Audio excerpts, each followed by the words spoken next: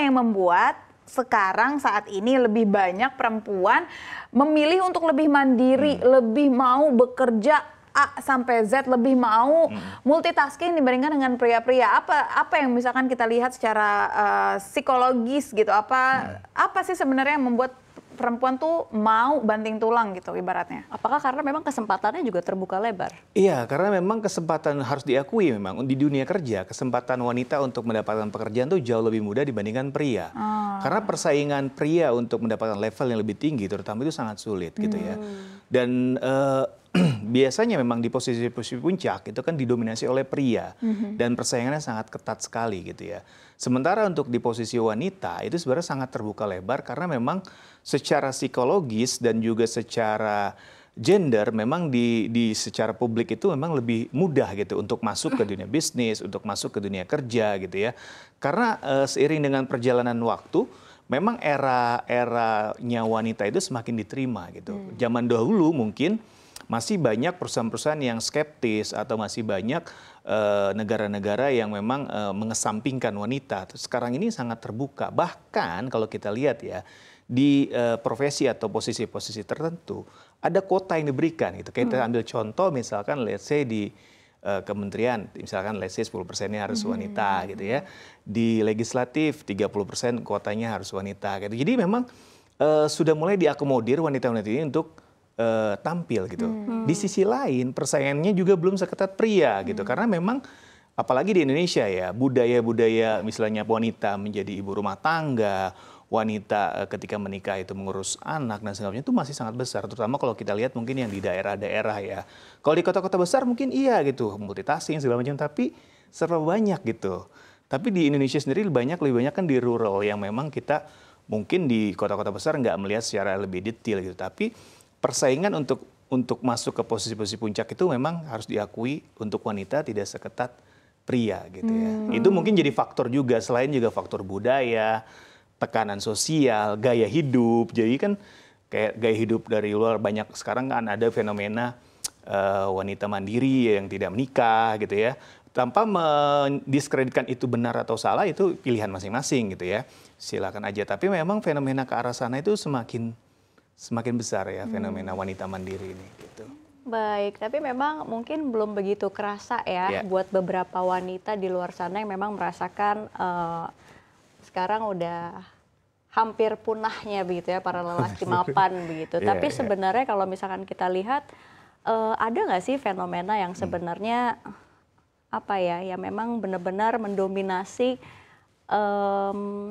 banyaknya wanita mapan gitu ya yang bisa memang berkarir dibandingkan lelaki-lelaki ini memang yang di luar dari BPS mungkin tidak bisa memberikan data-data itu juga ya. Syafinas, ada nggak Mas Ai? Ya mungkin selain dari emansipasi wanita, kesempatan untuk mendapatkan pendidikan yang layak juga semakin besar gitu ya, kesempatan untuk mendapatkan pekerjaan atau berbisnis juga lebih besar. Itu juga membuat akhirnya posisi wanita yang mandiri itu menjadi semakin banyak gitu kan. Apalagi sekarang ini di era keterbukaan ini udah lagi nggak ada perbedaan antara wanita dan pria gitu. Walaupun memang kalau kita lihat lebih dalam lagi di posisi-posisi kunci memang masih banyak didominasi oleh pria gitu. Tapi bukan nggak mungkin makin ke depan itu wanita ini yang bakal dapat banyak porsi gitu ya, paling nggak jadi equal.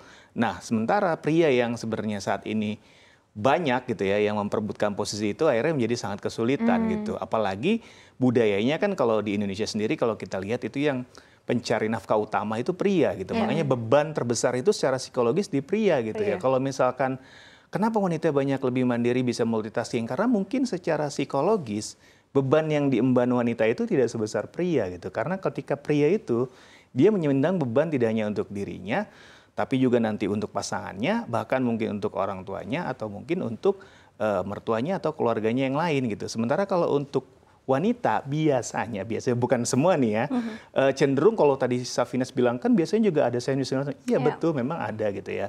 Tapi kalau dia masih punya misalkan saudara laki-laki gitu ya, atau masih punya suami, otomatis beban itu akan tereduksi.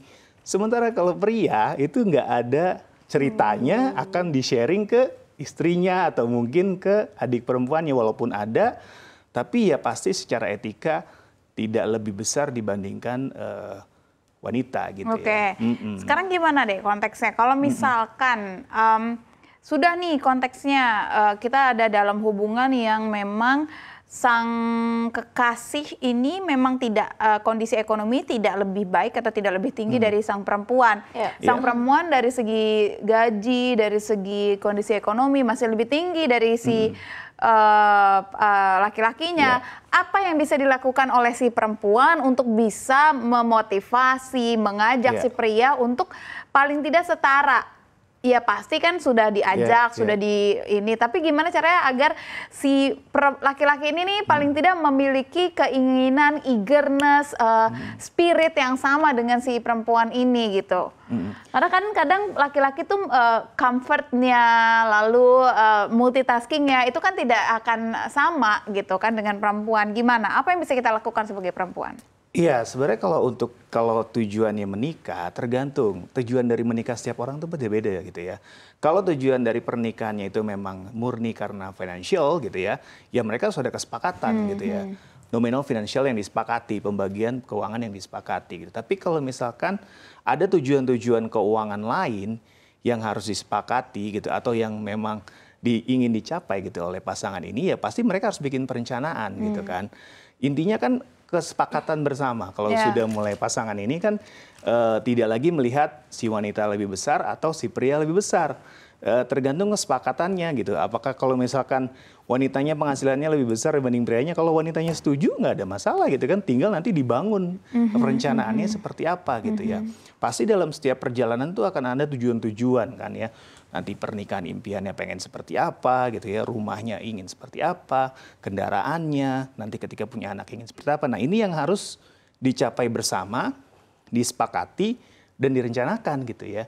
Karena kalau sudah menikah tujuannya, pilihannya tidak lagi ke arah misalkan si cewek lebih besar atau si cowok lebih besar. Jadi harus jadi satu kesatuan gitu. Itulah tujuan keuangan keluarga gitu, financial planning keluarga gitu.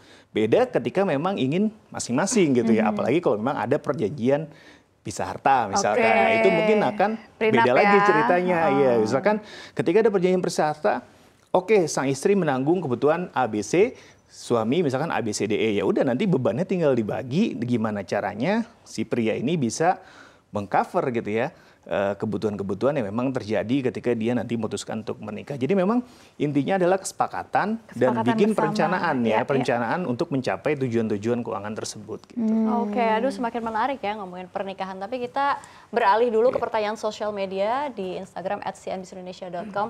Ini dari @pemuja_rahasia. Saya belum berani menikah karena calon saya punya standar tinggi gara-gara medsos.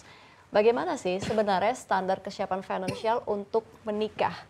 Nah, ini bagus banget pertanyaannya. Tapi kalau Mas Ai ya, kalau misalkan mungkin kalau cewek itu kan standarnya mungkin kayak lama-lama ada standar baru lagi. Jadi kayak selalu upgrade. Sebenarnya manusiawi ya, manusia memiliki level yang selalu meningkat, itu wajar. Tapi kan ini juga berlaku pada laki-laki. Apakah tingkat keinginan untuk mengupgrade diri memang didominasi oleh perempuan atau pria sebenarnya juga sama, perempuan dan laki-laki juga sama atau bagaimana sebenarnya? Tapi silakan dijawab dulu pertanyaan. Iya, intinya adalah ya standarnya itu harus kesepakatan bersama gitu. Ketika sudah menikah itu tidak lagi ada standarnya istri, tidak lagi ada standarnya suami gitu. Jadi harus kesepakatan bersama karena ketika sudah menjadi satu rumah tangga, walaupun itu ada perjanjian pisah harta misalkan, tetap harus mencapai tujuan keuangan itu secara bersama kan gitu. Dan ini gimana caranya?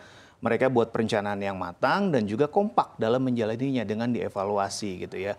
Kalau pada dasarnya nanti di perjalanan akan ada tujuan keuangan yang lain atau ada peningkatan, ya tidak ada masalah. Karena kan biasanya dalam kita perencanaan keuangan itu setiap fasenya itu ada evaluasi, monitoring gitu ya. Misalkan let's say kita ambil contoh. Ketika suami istri ini baru menikah, dia belum punya misalkan rumah gitu ya, masih bersewa. Dia ingin mencapai pembelian rumah dalam waktu berapa tahun, misalkan let's say 1 tahun atau 2 tahun. Dia bikin perencanaannya, kira-kira rumah seperti apa yang diinginkan. Di perjalanan ternyata upgrade dari misalkan tadinya hanya 1M menjadi 2M, ya dia harus evaluasi lagi, kira-kira bagaimana mencapai tujuannya, gimana cara menyisihkan uangnya gitu ya. Source of income-nya dari mana, pembagiannya seperti apa. Jadi memang selayaknya kita bekerja dalam suatu perusahaan atau suatu bisnis, ya harus ada take and give-nya antara suami dan istri ini. Jadi nggak bisa memang satu arah gitu. Dan masing-masing punya peran yang sama. Jadi harus disepakati secara bersama gitu. Tidak boleh hanya kesepakatan istri saja atau suami saja gitu. Karena ketika sudah menjalani hidup secara bersama, ya keputusannya harus bersama gitu. Karena nggak mungkin lagi terpisah-pisah gitu. Walaupun banyak juga memang untuk kondisi-kondisi tertentu yang ada perjanjian pisah harta, itu akan lebih rigid lagi untuk mengaturnya gitu ya, pos-posnya. Nanti kos ini dari mana gitu ya, kalau ada apa-apa. Dan biasanya itu sudah dituangkan dalam suatu perjanjian. Kalau itu sih mungkin bisa kita kesampingkan. Tapi kalau misalkan tidak ada itu, ya benar-benar harus kolaborasi dan harus kesepakatan dan dibuat perencanaannya. Dan sebenarnya sih itu nggak ada yang terlalu baru atau seperti apa, karena memang sudah diterapkan dari sejak lama gitu ya. Masalah tadi pertanyaannya, standar calon pasangannya sangat tinggi gitu ya. Karena medsos. Iya, medsos. Ya selama si pasangannya bisa mencapai itu kan sebenarnya nggak ada masalah gitu ya. Kalau misalkan tidak bisa mencapai tadi pertanyaannya, ya pilihannya cuma dua, dikompromikan atau ya direlakan aja gitu kan. Kalau misalnya dia nggak bisa mengejar gitu, standar yang diinginkan pasangan yang baik itu pria maupun wanita gitu.